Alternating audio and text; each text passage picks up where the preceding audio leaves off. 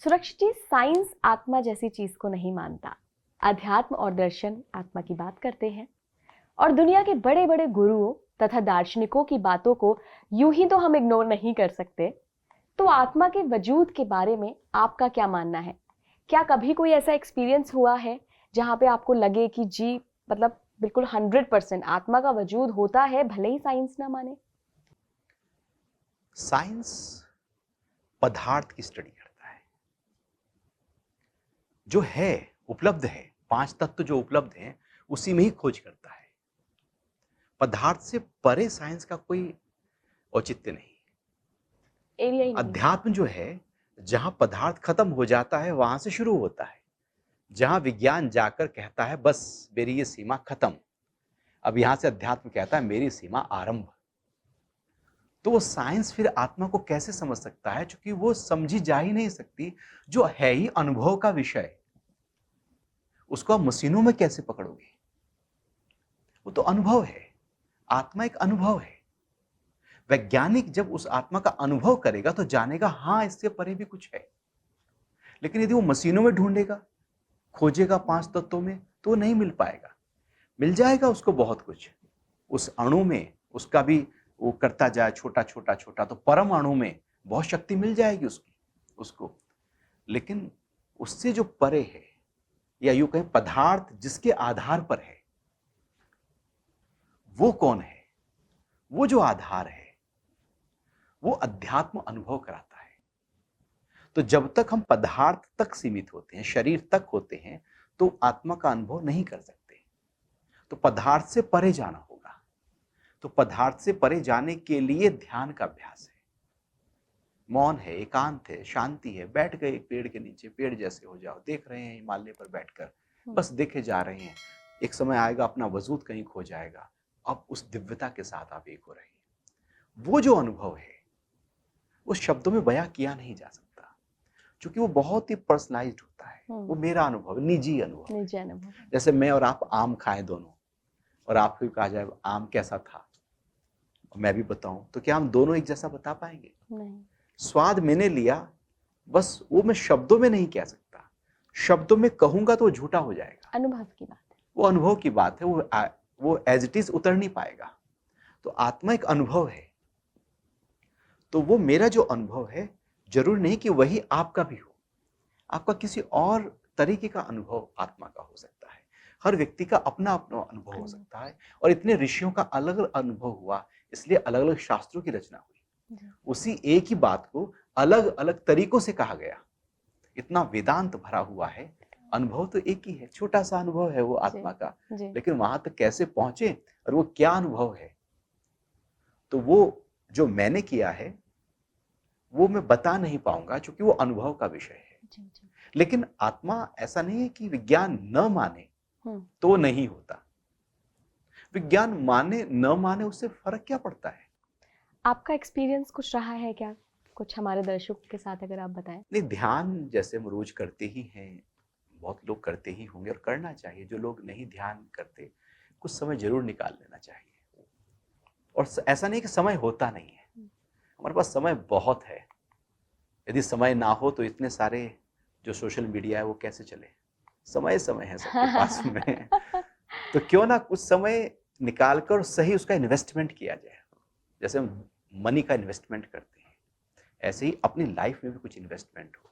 वो इन्वेस्टमेंट हो अपने को जानने के लिए, अपने आप में एक हो जाने के लिए, या कुछ देर के लिए मौन में, ध्यान में, एकांत में बैठ जाने के लिए। तो जो हम बैठते हैं उस अवस्था में और लगातार ध्यान का अभ्यास करते रहते हैं, तो अनुभव होता है एक विशालता का। अनुभव ऐसा होता है कि जैसे आप पूर्णिमा की रात है और आप छत के ऊपर हैं या किसी पहाड़ी पर हैं और आप आकाश को देख रहे हैं और आकाश एकदम अनंत है, या किसी पहाड़ी पर खड़े हैं और सामने समुद्र है और दूर तक समुद्र ही समुद्र। या आप क्रूज पर कभी गए हो जैसे, तो क्रूज के बीच में जब वो क्रूज जाता है, चारों तरफ पानी पानी दिखाई देता है, तो विशालता दिखती है कि सारे में पानी है। आकाश दिखते हैं, सारे में आकाश ही आकाश है। तो ध्यान की गहराइयों में उसी विशालता का अनुभव होने लगता है। इसलिए आत्मा को आकाशवत कहा है, कि जैसे आकाश सबसे बड़ा तत्व है। हाँ, तत्व है और सारे में फैला हुआ है, विशाल है, अनंत है। अनादि है, असीम है, हम्म। कोई सीमा नहीं है।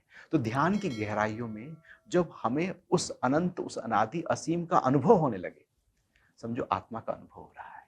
सुरक्षित जी, ऐसा कहा जाता है कि मृत्यु के बारे में बात करना दुख और उदासी जैसी भावना को जन्म देता है। अक्सर हम इग्नोर करते हैं कि मृत्यु के बारे में क्या बात करनी है, लेकिन जो लोग मृत्यु के बारे में बहुत सहज होकर बात करते हैं वो वास्तव में दुनियावी चीजों से ऊपर उठ चुके होते हैं। वो रियलिटी में जीते हैं और दुनिया का सबसे बड़ा सच ही मृत्यु है। एक ना एक दिन सबकी मृत्यु आनी है। आपका क्या मानना है कि जो आत्मा है उसको शरीर से अलग होने के बाद उस आत्मा को क्या अनुभव होता है, और क्या अध्यात्म में किसी ऐसी चीज का वर्णन है जो आप हमारे दर्शकों के साथ शेयर करना चाहते हो कि शरीर छूट गया, आत्मा शरीर से निकल गई, फिर वो आत्मा क्या सोचती है, क्या करती है, कैसा अनुभव करती है? मृत्यु का डर एक अनजाना डर है, क्योंकि व्यक्ति को पता नहीं कि मृत्यु कैसे घटती है। वो एक अनजाना डर है। जैसे हमें पता ना हो, किसी कमरे में अंधेरा हो तो हमें डर लगेगा, पता नहीं कहीं टकरा ना जाऊं। और रोशनी आ जाए तो कोई डर नहीं, आप आराम से अपने घर में भाग जाओगे। गुप्त अंधेरा हो जाए तो बड़ा मुश्किल है। तो ऐसे ही चूंकि उसका पता नहीं है, इसलिए उसका डर होता है। और मौत का डर ही जीवन के सारे छोटे और बड़े डरों का आधार है। इसको अभिनिवेश कहते हैं कि मृत्यु का डर है। और वो डर वाजिब भी है, क्योंकि जितने भी हम योनियों से होकर आए हैं, हर योनि में हमारी मृत्यु हुई होगी, और मृत्यु के समय जो कष्ट हुआ होगा वो चित्त में आज भी इकट्ठा है। तो वो जो कष्ट इकट्ठा है, जैसे मृत्यु के बारे में सोचते हैं, वो सारे का सारा जो संस्कार है वो भर कर आ जाते हैं और हमको डरा देते हैं। एक तो ये पक्ष हो गया कि वो डरा देते हैं। एक है कि मृत्यु को हमने जाना ही नहीं, समझा ही नहीं, देखा ही नहीं, उससे रूबरू हुए ही नहीं, और हम डरे जा रहे हैं। फियर ऑफ अननोन, वो अननोन पता का ही फियर नहीं। हो गया है, वो डरे जा रहे हैं। जबकि मृत्यु तो एक पड़ाव है, एक पड़ाव है नए जीवन का। तो फिर डर थोड़ी।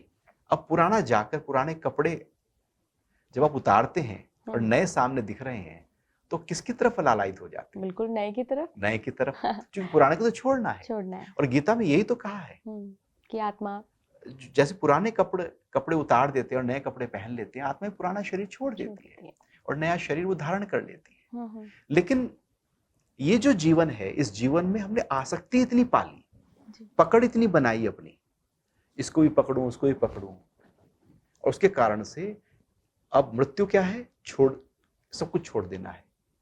तो डर पैदा हो जाता है, मैं क्यों छोड़ूं? अभी जरा सा कुछ हमारा एक पेन खो जाए तो हिल जाते हैं। मोबाइल खो जाए, मान लो आपने नया खरीदा ही था, किसी ने आईफोन, पता नहीं जैसे तैसे करके वो खो जाए, या खोने का भाव आ जाए अंदर, चोरी ना हो जाए तो कितना डर जाएगा। ये तो पूरा जीवन है जो खोने वाला है, और जीवन में सारा इकट्ठा किया वो खोने वाला है। इसलिए मौत का एक डर व्यक्ति के अंदर खड़ा हो जाता है।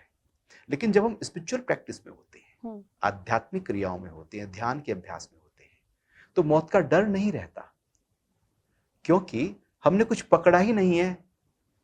तो उसके खोने का डर कैसा, छूटने का डर कैसा? डर तो तब आए जब कुछ पकड़े। जी बिल्कुल। तुमने छोड़ दिया। अब मौत क्या है? फिर मौत है साधक के लिए, मौत तो मुक्ति है। एक है मौत, मृत्यु, एक है मुक्ति। साधक के लिए वो मुक्ति है। मुक्ति उसके लिए जिसका नया जन्म नहीं, मौत उसके लिए जिसका जन्म। क्योंकि मौत के बाद जन्म खड़ा है, जन्म के बाद मौत खड़ी है। ये दोनों आपस में चिपके खड़े हैं। जैसे सुख के साथ दुख खड़ा है, दिन के साथ रात खड़ा है, लाभ के साथ हानि खड़ी है, मान के साथ अपमान खड़ा है, ऐसे जन्म के साथ मौत खड़ी है, मौत के साथ फिर जन्म खड़ा है। एक श्रृंखला है। लेकिन जीवन ऐसे हो जाए कि मौत नहीं, मुक्ति की तरफ हम चले जाएं, तो मौत का डर कहां रहा? हम तो वहां गए ही नहीं, तो उसका डर कैसे होगा? तो साधना, स्पिरिचुअल प्रैक्टिसेस सारी अमरता को अनुभव कराने की है। अजर, अमर, अनादि जो आत्मा के जो गुण है, उसको हम अनुभव करने लगते हैं। और शरीर तो आया है, किसी का नहीं बचा, आपका जाएगा ही। क्योंकि यहाँ तो परिवर्तनशील है। यहाँ जो पैदा होता है उसी समय उसकी मृत्यु की तरफ वो जा रहा होता है। व्यक्ति की यात्रा जन्म के बाद मौत की होती है और कोई यात्रा नहीं होती। यात्रा सबकी मौत की तरफ है। इस शरीर का समापन मौत है। कोई जल्दी जा रहा है, कोई धीरे जा रहा है। जैसे आप यहाँ से, हम नोएडा में बैठे हैं और यहाँ से आप दिल्ली जाएं, कोई पैदल चल रहा है, कोई साइकिल पे जा रहा है, कोई स्कूटर पे जा रहा है, कोई कार में जा रहा है ना, कोई हेलीकॉप्टर पकड़ के एकदम पहुंच जाता है। तो यात्रा सबकी दिल्ली की है, यात्रा सबकी मौत की है। कोई ज्यादा धनी बनकर मौत की तरफ जा रहा है, कोई ज्यादा बड़े पद पाकर मौत की तरफ जा रहा है, कोई निर्धन होकर जा रहा है, लेकिन जा सब एक ही जगह पर रहे, सबका पड़ाव एक ही है।